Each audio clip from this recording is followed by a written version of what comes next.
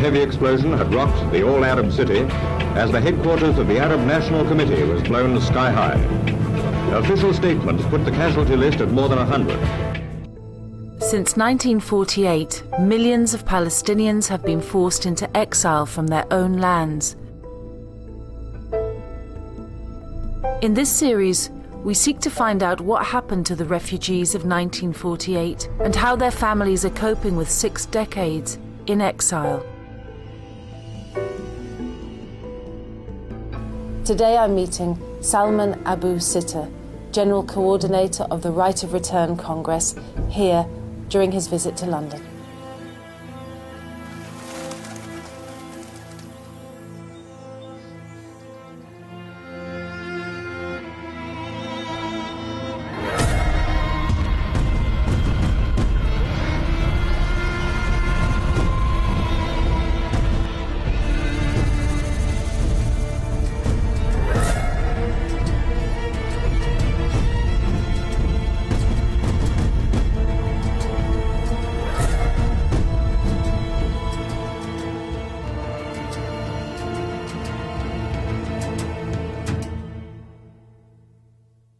Mr. Abu Sitta, thank you for joining me today. Thank you for inviting me to speak to you. In 1948, you were 10 years old. You were growing up in a region that's now known as the south of Israel. Tell us a little bit about where you grew up. In the spring of 1948, I was in a boarding school in Beersheba, and the headmaster came to us and said that the Zionists in around Jaffa are expelling people and occupying villages around Jaffa, and they are expanding rapidly. People have no arms or equipment to fight them, and you may be in danger after a few days or weeks. And that was about a month before the school ended. Just 3 weeks later, Zionist troops attacked Ma'in Abu Sitta, their hometown, with 24 tanks. The Palestinians living in the town had none. Yet a courageous resistance was mounted by the men of the area until 10 a.m. the next morning, when Zionist Jews blew up the school that Salman's father had built in 1920. The attack continued, with homes being blown up or burnt down. Reports confirm that after this, Zionist troops looted Palestinian homes. The women of the town tried to hide. If they were discovered, they were shot. The family fled towards the Gaza Strip. What happened to your family's home? Are you saying your house still stands then? No. They're all blown up. Blown up before my eyes. I saw it. I saw the smoke coming up when we were hiding in a little ravine about 2 kilometers away. I was with the women and children, and we were hiding in a little ravine. And we said, and then we say, so-and-so house is blown up. I can see. And that's in this direction. You can tell what was blown up and burnt. Did you cry? I don't think I cried, no, but I carried it in my memory until now, and it is the basis of what I'm doing.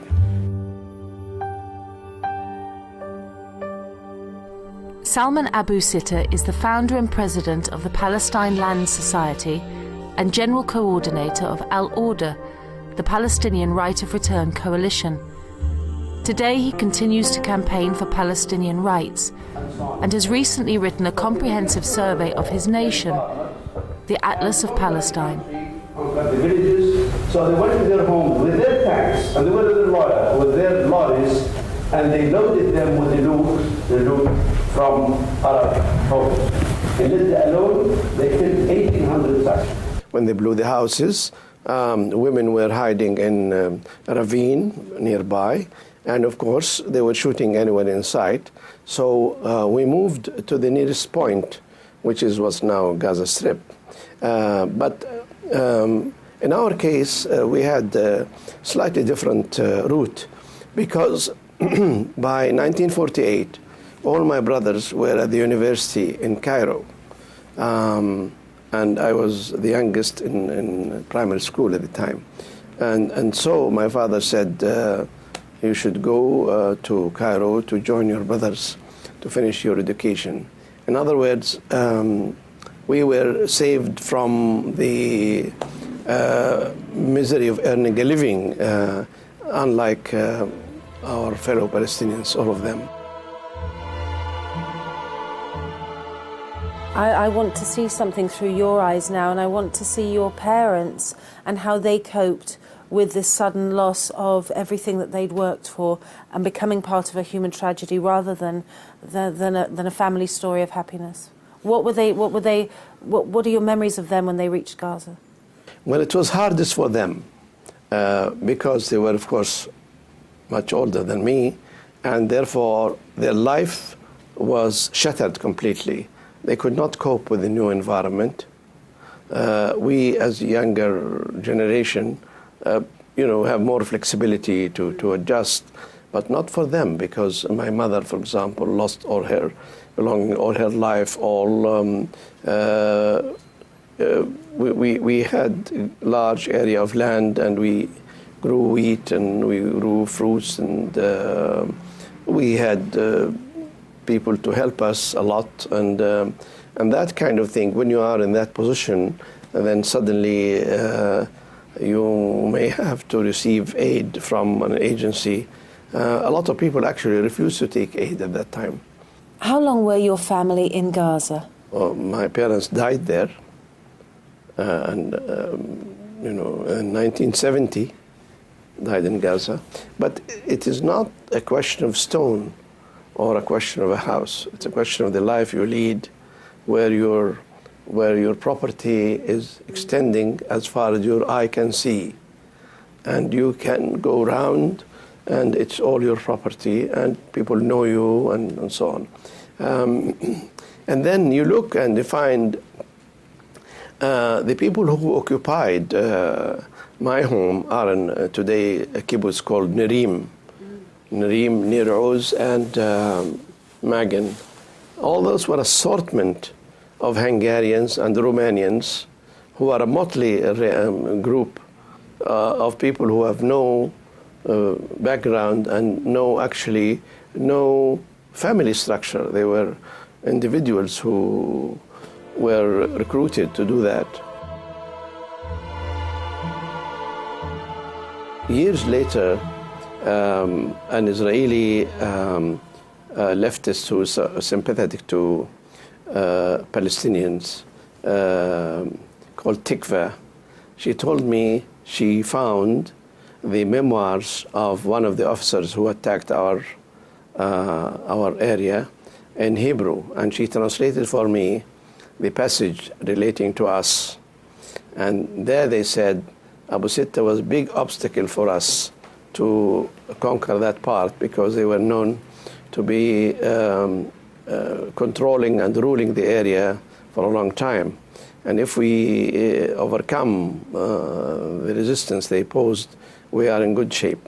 And we were prepared, so we arranged 24 tanks and so on, 12 on each side. And then after a long battle, we overcome them. We were surprised when we entered their house.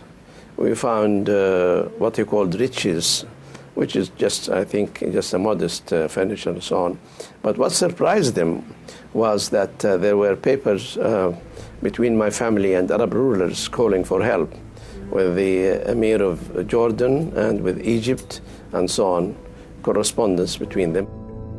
But the help that the Abu Sittas and other Palestinian families and leaders sought from the Jordanian and Egyptian rulers never materialized. On the 14th of May, Ma'in Abu Sitta was taken by Zionist forces. It marked the collapse of resistance in the region. By this time, the cities of Haifa and Safad had fallen too. It was a catastrophe.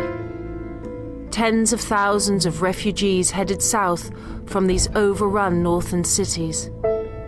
A sea of humanity following the coastline in search of a safe haven from the Jewish onslaught. People were always helping each other. Everybody will take a family or two, and then the others, of course, will go into mosques and schools, and then United Nations set up camps for them. Before that, there was Quakers who were the first to offer relief to the refugees. So there was terrorism going on by Zionist groups in the north, Haifa, down through Jaffa, and then beginning in the south. What exactly was terrorizing the population of Palestinians? For example, a family of 11 were having dinner in November 1948 in Al-Majdal, Ashkelon, or Asqalan. A family of 11 were having dinner, and they were air raids, and it killed the 11 members of the family while they are having dinner together. And it was for the first time people saw bombs falling on their heads from aeroplanes. In a few months after that, at the end of 1948, the Quakers set up relief campaigns, and they have distribution centers. The Israelis bombed those distribution centers. Imagine hundreds of people are standing up in line trying to get some flour or oil or something. And my uncle was one of those who killed. In one case, 250 people were killed. Where was that distribution center where your uncle was? Deir el-Balah, which is close to where we are. So the psychological and material effect of the air raids was devastating. Of course, before that, there were tanks coming in, and the Israelis were shooting everybody. And the standard procedure for expelling a village was to surround it from 3 sides and leave the 4th side open. Then they will gather men and women. They separate women and children on one side, and they let them go onto the side which is open. Then the remaining men, they would take about anywhere from 20 to 200, and they make them dig graves for themselves. And when they dig graves, they shoot them and they fall in the pit. Then another group comes, another group comes.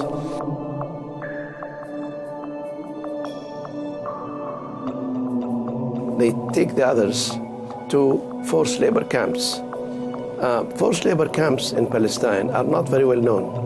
This phenomena I have researched when I went to Geneva, and I photocopied 500 sheets of the Red Cross, which was, of course, not open to the public until recently.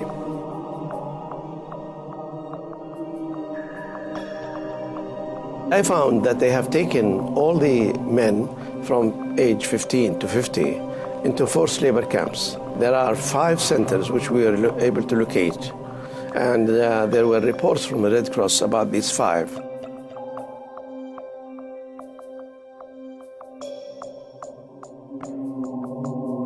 But when I interviewed people who were in these camps, I found out there were 17 others not ever visited by the Red Cross. And they would take people there in the morning, they give them half a piece of bread for all day, and they will make them work. What do? First of all, they help them loot the Arab homes. They carry them in trucks. They send them to a home, and they carry all the goods in a truck. Also, they help them remove the debris of the demolished Arab houses or Palestinian houses. Also, they make them bury the dead, the people who are killed in the streets, hundreds, maybe thousands sometimes. So they use those prisoners, they call them. Of course, they are captives because they were not soldiers. They were simple farmers. And they were not allowed, by international law, it's a crime to have them as prisoners of war.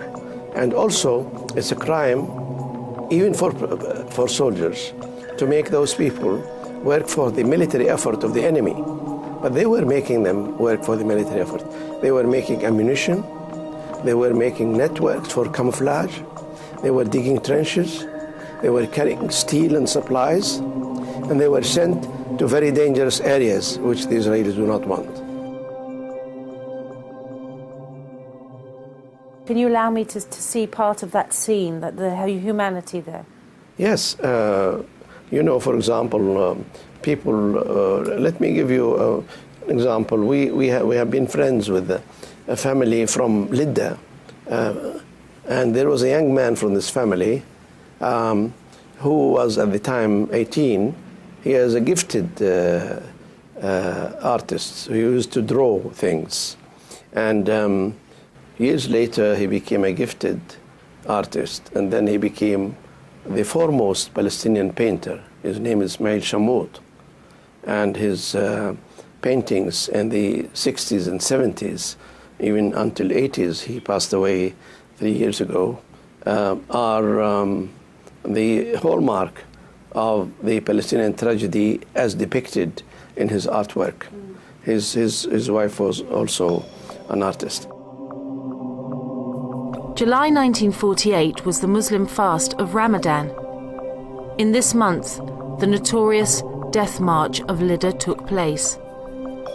70,000 Palestinians expelled from Lydda and Ramla were ordered to march by Yitzhak Rabin. Rabin was then commander of the Harel Brigade. In 1974, he would become Israel's prime minister. The men, women and children were ordered to march east to Ramallah. They were very, very tired and they were very thirsty. And Ismail Shammoud was one of them. And he tells me that when they arrived at one point, when they came to drink from a water tap, they find it, the Israeli soldier would shoot anyone who goes and drinks. So he forced them to go on. Women have been, their fingers have been cut to take the rings from them, or their earrings were snatched from their ears, looted by the soldiers. And when they were some distance away from the Israeli soldiers, they found a well. One of them found a well further, before the others. So he ran to the well. He wanted to drink. He fell in the well. And everybody there ran to save him. So they pulled him out from his clothes. As soon as he was in the ground, lying on the ground, they started to suck his clothes in order to get some water.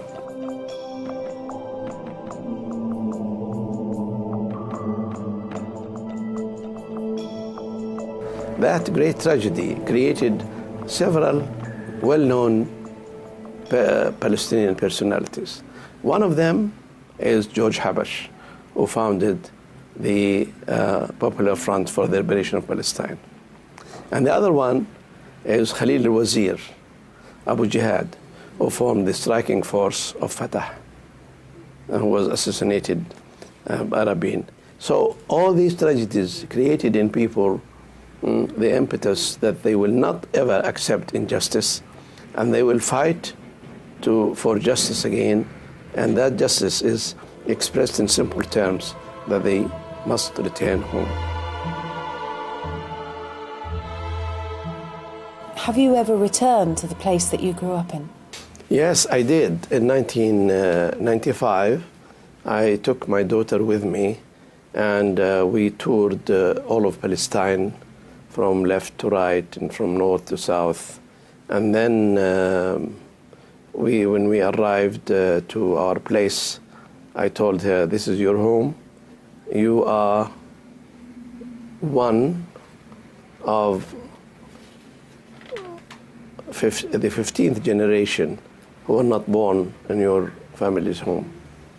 And I showed her that, and I showed her what was left of it, showed her what my school were. They made it actually, my school, they made it a cemetery of the Israeli soldiers who were killed trying to take over our village. Of course, before that, I was always telling my children about Palestine and so on. But then when they go for the first time and see, you say, Father, you are telling the truth. It's something which children usually keep in mind. Oh, here is my father goes again, and so on. But when they see it, they became very good activists on this, because they say, I saw it, this is my home. Actually, there was one drama which happened in our ship, very interesting. Her mother gave us a picture of her mother's home, and in Haifa. She is from Haifa. And we tried to see where that place is. The taxi went round and round and round. Things changed, and the description we were given was not very clear. And then the picture is a very small picture, almost half my palm, but it shows her mother sitting on a stone stair in front of the house with her uncle. And then in the last round, she said, let's make another round. And then she said, stop, stop. And she found that staircase.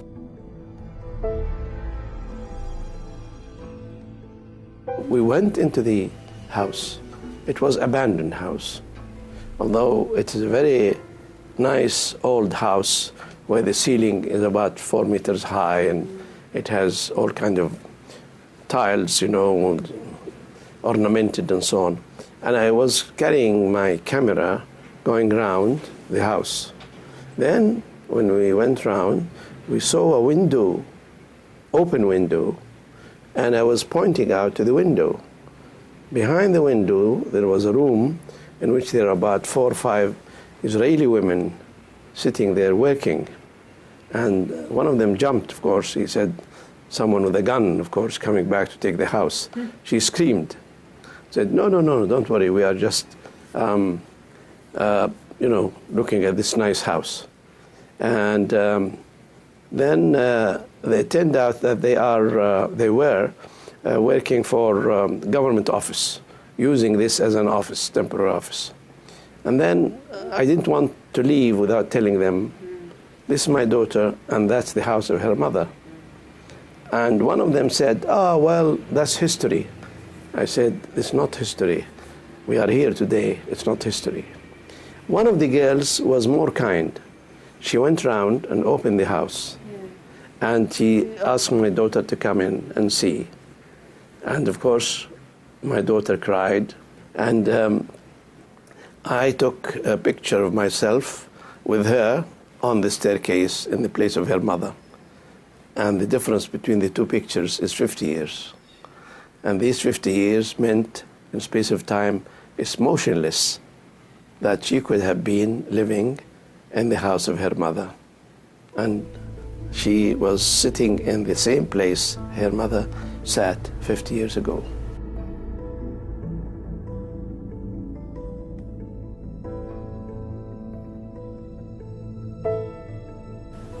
Did her mother get to see that picture? Of course, of course. What was her reaction? Oh, well, tears like rivers.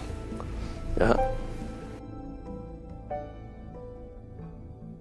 Thank you for bringing these memories back, but we should not only live with memories. We have to have a plan, an actual plan to return. We are now 11 million people, and 2/3 of them are not living in their homes, 6 or 7 million. And that is the biggest crime in modern history. It's the largest ethnic cleansing in modern history. Not only it happened once in 1948, it's happening every day, today, in the West Bank, and even in Beersheba. So we don't have a traffic accident here. We have a phenomena, an evil phenomena, which must be erased if humanity has to deserve the name of humanity. Injustice is like a pyramid sitting on its head. You can never hold it like that unless you have strong arms. And the strong arms mean military arms. But every arm gets tired one time, and it will fall on the ground. The only way for the pyramid to stay 5,000 years, it is to lay on the basis of justice, means the base flat on the ground and the apex in the top. So the Israelis want to hold the pyramid on its head down. They cannot do that for long.